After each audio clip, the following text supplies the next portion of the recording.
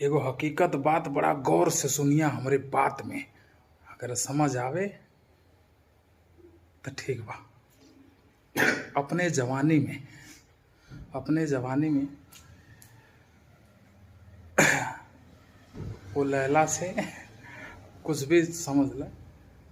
जब हम जात रहनी रात में ना 1 बजे 12 बजे, आज तक कोई हमके उंगली तक ना उठा पैलस। पूरे गांव को बात बतावा थी कि वो उंगली ना उठा पौलस कि ये यहाँ तक कैसे गया। और जब वहाँ जाई ना तो एगो बड़ा दर्दनाक घटना घटल रहे। ओकरा साथमा एक कुत्ता आवत रहे। जब ओकरा पास जाई ना तो कुत्तवा बहुत तेज भौंका रहत। देखत जब 20 मिनट हो गल, वो भी रात 1 बजे के समय में, बस मरने जवान लात कुत्ता के कि कुत्ता चलल भाग।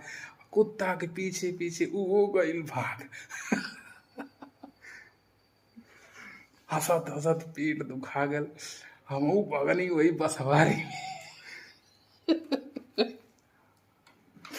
खेत में।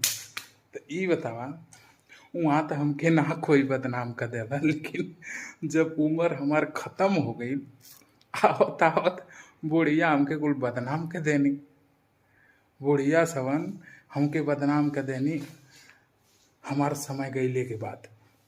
वो समय हमके केहू उंगली ना उठा पौलस, आ समय खत्म हो गईले के बाद बुढ़िया हमके बदनाम कर देनी कुल। ओ ले। ई वीडियो वहाँ तक भी जाई जौने कुत्ता मारले रहनी, वो भी देखेला। चाहती तो कुलौन का नाम बोल के बतलती। कहानी गजब का भइल बा। एगो ऐसन कहानी भइल रहे बारिश का। 12-1 बजे बारिश होत रहा, पूरा तड़। और हमनी एकदम नागिन नाग बनल रहनी जा।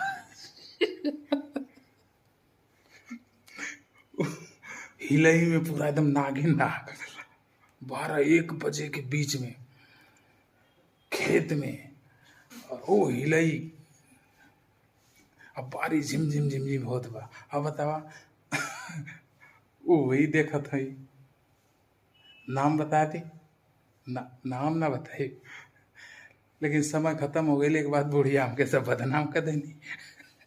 बुढ़िया कहा कि हमके ये हमारे